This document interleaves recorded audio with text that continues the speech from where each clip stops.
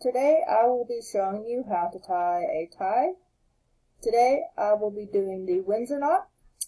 So to begin, you want your wide end on the left side, and you want to make sure that this little tag, that it's facing down like that against your shirt. And then you're going to have the narrow end on the right side, and you want just a little bit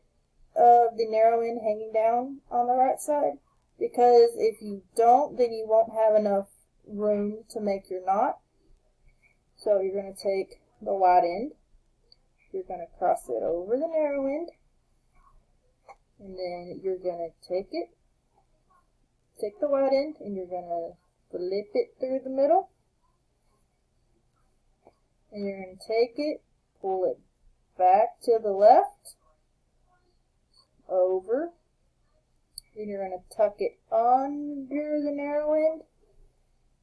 and you're going to flip it through the middle a second time, and then you're going to pull the wide end back to the left, and you're going to bring it over to the right,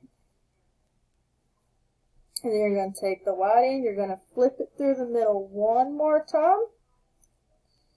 and you see that we've made this little pocket in the front. You're going to take your wide end, you're going to stuff it through that pocket, and you're going to pull it down, and then you're going to tighten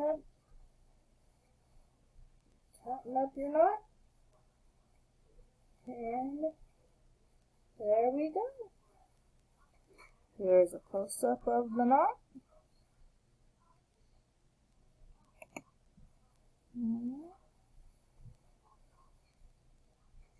That's all I've got, so see you guys next time.